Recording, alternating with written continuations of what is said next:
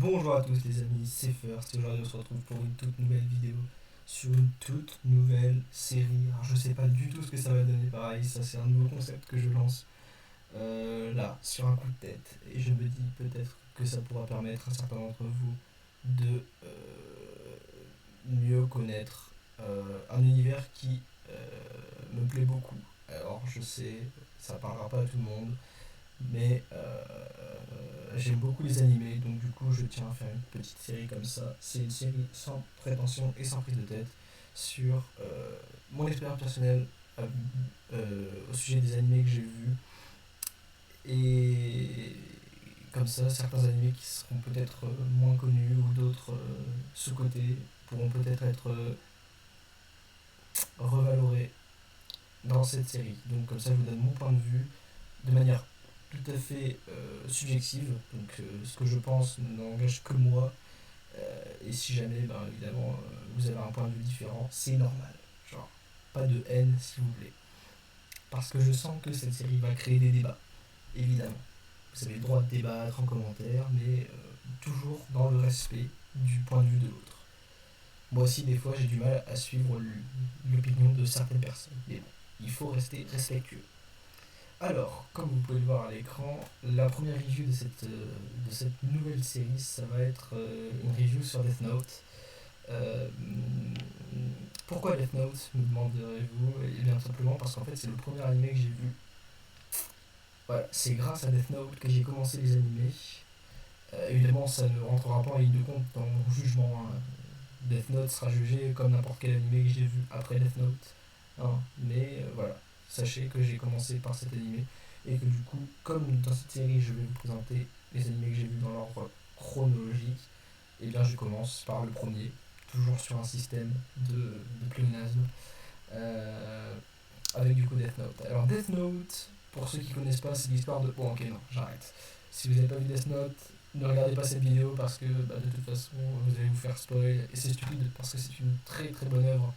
Allez d'abord la voir et revenez après. Faites votre propre avis et regardez mon avis après. Comme ça vous pourrez comparer. Voilà, si vous avez vu Death Note, maintenant on va pouvoir passer à l'analyse. Alors, Death Note, je vais vous mettre les informations générales concernant cet anime. Alors, Death Note, c'est un anime qui fait une saison de 37 épisodes. Moi personnellement, j'ai regardé la VF. Je sais qu'il existe dans les deux versions, mais j'ai regardé la VF. Il date de 2007, c'est un shonen, et moi je l'ai vu en mars 2019. Donc voilà, vous avez la date à partir de laquelle j'ai commencé à regarder des animés. Voilà, une petite image comme ça pour vous illustrer. Voilà. Death Note, Death Note, Death Note. On va pouvoir commencer à parler de notre très chère première œuvre. Alors, je vais vous afficher à l'écran tous les points positifs que j'ai trouvés moi dans l'anime et je vais vous en parler un petit peu plus en détail. Alors, je sais qu'ici il va y avoir des choses qui vont faire débat et de l'autre côté en point négatif encore plus. Mais on va commencer, comme je disais, toujours sur un système de pléonasme, par le premier point. Voilà. J'aime beaucoup commencer par le premier. Voilà, vous me connaissez maintenant, vous savez que je commence toujours par le premier. J'aime bien ça. Alors, alors.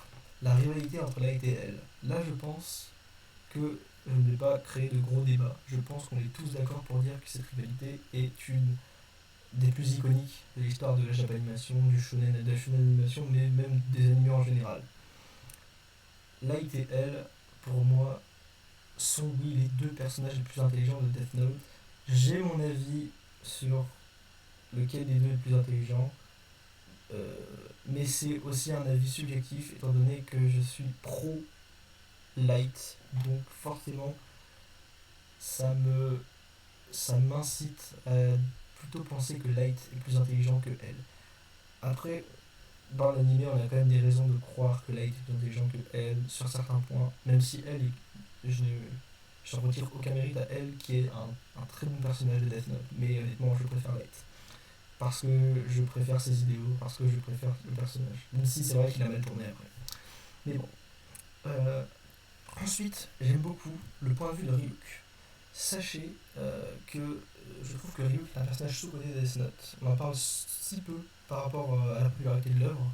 L'œuvre est genre mondialement connue, et pourtant on parle souvent de Light, elle, d'autres personnages, mais Ryuk on n'en parle pas assez, je trouve. Et surtout, on ne parle pas assez de son comportement vis-à-vis de, de Light et des autres personnages en fait. Ryuk est un spectateur. Et c'est peut-être aussi pour ça qu'on n'en parle pas assez. Ryuk est un spectateur, Ryuk ne prend pas parti. Et c'est ça qui fait le charme du personnage. C'est-à-dire que Ryuk, il est là pour se divertir. Vraiment, il en a rien à faire que ce soit l'un ou l'autre qui gagne. Je parle de Light et elle, mais de manière générale, il en a rien à foutre de qui pourrait mourir. Il est juste là pour passer du bon temps. Il a laissé tomber son Death Note et il était en mode allez, faites qu'il y ait un mec un peu marrant qui récupère le Death Note et qui fasse des trucs un peu drôles avec. Comme ça, je vais pas me marrer. Il a pas été déçu, je pense. Voilà, donc voilà, sachez-le pour moi, le personnage de Ryuk est sous-côté et c'est un très bon point pour l'anime Death Note. Ensuite, on va passer au personnage de Nier. Alors là, je vais peut-être créer quelques controverses. Voilà. Pour moi, Nier est un bon personnage. C'est un point positif et il va pas y en avoir beaucoup du côté de la deuxième partie de l'œuvre. Donc c'est assez rare pour être souligné. Nier pour moi est l'ultime successeur de L. Il n'a pas les capacités mentales de L et c'est pour ça que pour moi je pense pas qu'il est au niveau de Light. Je pense surtout que Light a perdu parce que c'était un excès de confiance à la fin de l'anime. Mais je pense que Light avait largement les capacités de battre Nier. C'est juste que Light vraiment a trop cru qu'il était sûr de gagner et du coup c'est ça qui a fait que au moment où il s'attend le moins, il perd.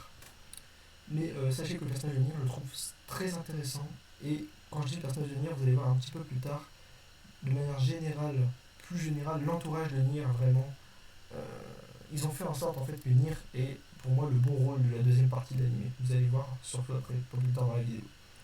Je m'arrête pour faire une petite analyse sur le suspense de l'anime. Je vous jure, j'ai jamais vu un animé comme ça, où à la fin de l'épisode, ils te mettent à chaque fois un cliffhanger qui te donne envie de regarder l'épisode d'après. C'est pas le meilleur animé que j'ai vu Death Note aujourd'hui, mais c'est un animé où tu veux le regarder. Vraiment, tu ne peux pas t'arrêter de regarder. C'est un thriller, c'est c'est un animé à suspense, c'est psychologique, euh, t'as envie de voir la suite, quoi, tout simplement. Enfin bref, voilà, je voulais juste m'arrêter sur le suspense qui est vraiment un bon point dans Death Note. Ensuite, la capacité de déduction des membres du SPK. Euh, je trouve, donc du coup ça va un petit peu de pair avec Nier, puisque Nier en fait partie, mais plus généralement, euh, je parle évidemment de Rester, Giovanni, et puis l'autre femme là qu'il y a dans le SPK. Euh, Tous les personnages du SPK ont un rôle important à jouer, en particulier Giovanni, j'ai beaucoup aimé l'histoire du faux cahier avec Mikami, c'était vraiment bien joué de la part de Nier et du coup de Giovanni. Voilà, je voulais souligner l'intelligence des membres du SPK qu'on va voir en opposition justement avec quelque chose qu'on va voir de l'autre côté, du côté des points négatifs, et vous allez voir que ça m'a pas plu. Mais bon, voilà, le SPK c'est un bon développement de la deuxième partie. Je pense que c'est vraiment une des rares choses qu'ils ont réussi dans la deuxième partie de l'année. Enfin, je vais m'attarder sur la mort de Elle et la mort de Light, les deux vraiment. On a pleuré la mort de Elle, mais moi j'ai pleuré les deux en fait. Enfin, j'ai beau être pro Light, j'ai pleuré la mort de Light, mais j'ai également pleuré la mort de Elle. Je pense que la mort de Elle est plus impressionnante, étant donné qu'on ne l'attend pas vraiment, alors que la mort de Light à la fin, bon, on se dit, il va perdre quoi, c'est pas possible. Surtout quand on voit ces derniers épisodes de la série, on se dit, c'est pas possible que Nier perde, c'est pas possible. Donc du coup, Light on s'y attend un petit peu plus. Mais Elle, c'est vrai que c'était un coup de massue, cet épisode 25. On l'a pas vu venir, hein, vraiment comme un fusil. Bon, voilà, comme une balle, vraiment. Et du coup, voilà, j'ai beaucoup aimé. Ouais, j'ai bien apprécié ces deux morts. Voilà. Bon. Donc je rappelle la mort de Elle qui a été tuée par Ren et la mort de Lei qui a été tuée par Ryuk. Voilà, comme quoi les dieux de la mort en sous-côté. Hein. Enfin pour Ryuk, quoi, parce qu'après on va parler en deuxième partie, vous allez voir, je suis mitigé. Voyons en deuxième partie. Là, il va peut-être y avoir des débats. Parce que justement, il y a autant de points négatifs, voire plus, que de points positifs. pour moi dans cette anime. Et surtout des personnages qui pour moi ne servent à rien. Et, et vraiment, ou alors ont vraiment été mal développés. Alors, parlons de la naïveté de la police japonaise, s'il vous plaît. Non mais sans déconner. Oh là là. À part peut-être Aizawa, qui après la mort de elle commence à avoir quelques doutes sur Light. Mais franchement, Mogi, le père de Light, et Matsuda, c'est des sacrés crétins quand même. Genre, soyons honnêtes, 5 secondes. Euh, qui pour vous est le personnage le plus bête de Death Note? Moi j'hésite encore entre Matsuda et Misa, franchement. Mais bon, j'ai pas dit celui qui servait le plus à rien. Ça j'ai déjà mon idée. Mais ouais, bref, voilà, la naïveté des forces de police japonaises. En fait, Soichiro est persuadé que ça peut pas être Light juste parce que c'est son fils, et justement, c'est ce qui fait que justement il a une faiblesse de déduction. Voilà. Il n'arrive pas à se mettre dans le scénario où ça pourrait être Light Kira en fait. C'est ça qui est un peu triste.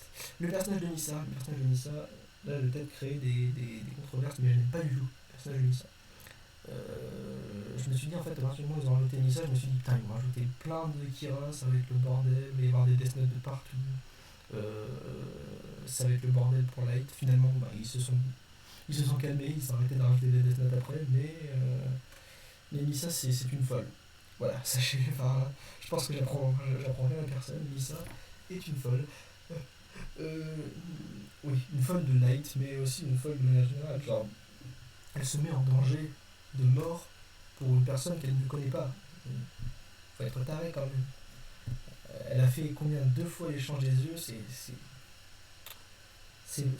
tellement stupide, mais bon, enfin bref. S'il y a une humaine qui est stupide, c'est Misa. Mais s'il y a un dieu de la mort qui est encore plus stupide, c'est Rem. Rem, on lui montre un exemple. Un exemple, regarde, Rem, ça c'est pas bien, faut pas faire. Et elle, qu'est-ce qu'elle fait? Elle le fait. Rappelez-vous de ce dieu de la mort qui avait écrit dans son Death Note le nom de l'agresseur qui avait agressé Misa quand elle était jeune et qui lui avait ainsi sauvé la vie, mais du coup qui lui avait coûté la sienne. Bah, Rem a été témoin de la scène, elle a récupéré le Death Note, elle l'a donné à Misa, etc., etc. Mais elle va recommettre la même erreur au moment de, au moment de la mort de elle.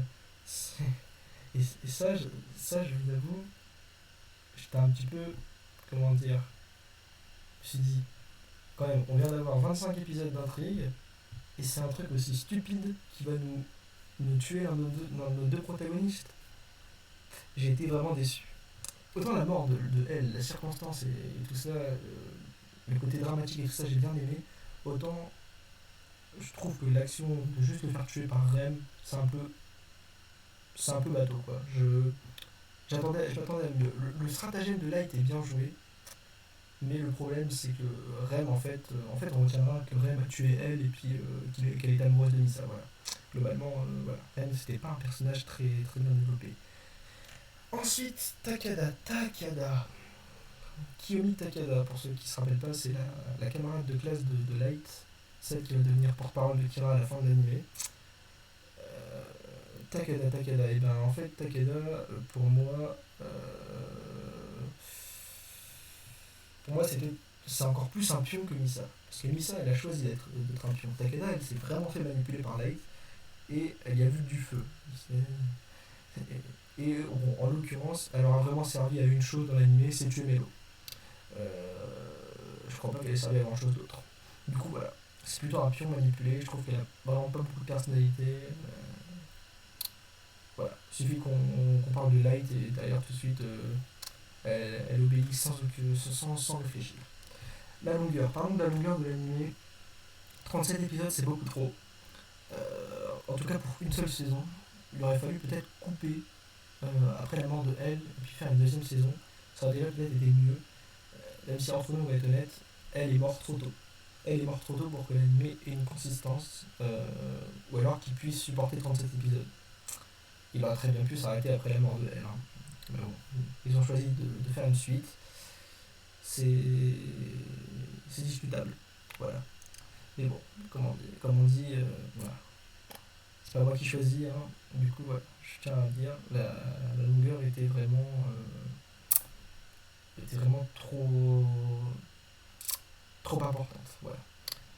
Ce qui va de pair avec la longueur, évidemment, c'est la deuxième partie de la saison, parce que la première partie, jusque la mort de Elle, tout était vraiment bien. À partir de la deuxième partie, c'est-à-dire la saison 2, tellement c'est une deuxième partie on veut que ce soit une saison 2. C'est dans la même saison, mais oui. À partir de la deuxième partie de la saison, comme je dis, il y a une dualité entre Nier, qui est pour moi un bon personnage, et Milo, qui en est vraiment un mauvais. Euh, euh, et du coup, ça me mène à parler de Melo aussi en même temps, hein. Euh, Melo, j'ai vraiment pas aimé le personnage de Melo, le développement en fait, genre. En fait, c'est un ennemi de Light, mais finalement, il a quasiment les mêmes idées que Light. Enfin, il n'a pas les mêmes idées que Light, mais il veut quand même utiliser le Death Note. Donc, au final, enfin, tout le monde dit que c'est Nier et Melo qui ont collaboré pour arrêter Light, mais en vrai, de manière générale, Melo, il s'en fichait complètement, que ça marche ou que ça marche pas. Il voulait juste s'amuser avec le Death Note. Ça, c'est pour ça qu'il a fait le stratagème avec Sayu Yagami, etc. Enfin bref. Voilà. Melo, pour moi, c'est un détraqué mental. Et certains diront du mal de Light en fin de saison, mais en vrai, Melo n'était pas beaucoup mieux, hein. Ensuite, peut-être que ça va être un petit peu contradictoire pour certains, ce que j'ai dit, puisque étant donné que individuellement les deux, je trouve que les personnages sont très bien développés, pourtant la rivalité Lightning, pour moi, elle est vraiment mauvaise. Surtout que elle apparaît vraiment qu'à la fin de l'animé. Euh, et, euh, euh, et finalement, Nier n'est pour moi pas un adversaire à la hauteur de Light. Quand je dis pas à la hauteur de Light, je dis pas qu'il ne peut pas le battre. Je dis qu'il n'est pas à la hauteur de Light intellectuellement pour créer une vraie mind battle comme on a eu entre Light et elle au début de l'animé.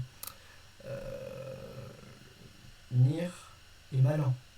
Il n'est pas intelligent ou n'a pas de capacité stratégique énorme. Elle était un vrai joueur, un mauvais perdant. Tout comme Light, ils étaient tous les deux en fait dans un jeu. Nier l'a pris au sérieux, plus que Light à la fin. Finalement, c'est ce qui l'a permis de gagner. Et pour moi, il n'avait pas la capacité, je ne sais pas si vous comprenez, de créer une atmosphère de tension qu'on avait au début de l'anime. Pour moi, Light est plus intelligent que Nier, mais Nier est plus malin que Light. Il faut comprendre la nuance. Enfin, je vais parler du personnage de Mikami. Le personnage de Mikami, pour moi, c'est un personnage pareil. Utilisé par Light, au même titre que Takeda, vraiment. C'est les mêmes arguments. C'est vraiment un personnage qui sert à rien, à part tuer des gens pour Kira.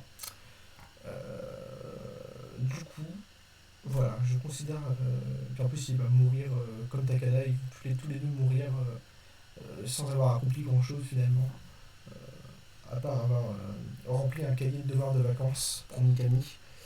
Euh, voilà, donc voilà, pour les points positifs et les points négatifs de Death Note, j'espère que vous aurez compris mon point de vue, que ce soit les avantages et les inconvénients que j'ai trouvés. Peut-être que certains trouveront que certains inconvénients étaient des avantages et inversement que certains avantages que j'ai cités étaient des inconvénients. Mais bon, n'hésitez pas à me le dire en commentaire, à réagir, à me donner votre point de vue.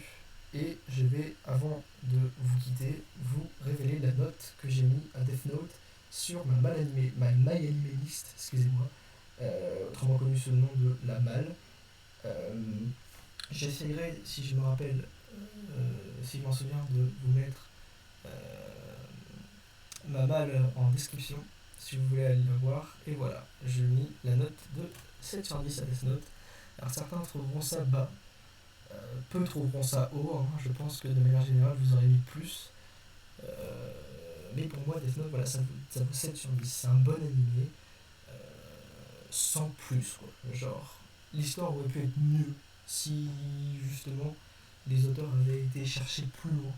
C'est pas un mauvais animé, sans déconner. Actuellement, au moment où je vous parle, la moyenne de mes animés tourne à un petit peu plus que 7. On est entre 7 et 7,5. Donc Death Note est légèrement en dessous de la moyenne d'animés. En sachant que j'ai vu quasiment une centaine d'animés à l'heure où je tourne cette vidéo, c'est quand même un résultat honorable pour ce mastodonte de la Japanimation, parce que c'est vrai que quand même Death Note est connu dans le monde entier. Et donc c'est aussi et surtout pour ça, et surtout sur les conseils d'un ami, que j'ai commencé cet animé. Et d'ailleurs, si vous n'avez pas encore vu d'animé, je vous conseille de commencer par Death Note. C'est un très bon animé pour commencer. Euh, Surtout si vous êtes adepte de séries policières ou ces trucs-là, vous ne serez pas forcément trop déboussolé. Il y a des animés qui vraiment sont très très déroutants d'entrée. Enfin, je pense que c'est pas une bonne chose de commencer par ces animés-là. Death Note est vraiment ce côté peut permettre de faire la transition entre les séries et les animés. Moi, j'ai pas eu besoin de cette année que je regardais pas de séries avant, mais c'est vrai que j'ai découvert les animés grâce à Death Note et aujourd'hui je continue à regarder les animés. Donc, comme quoi, c'était pas forcément une mauvaise expérience. Voilà, merci à tous d'avoir regardé cette vidéo. On se retrouve pour la prochaine review. Et sur ce, je vous dis ciao ciao.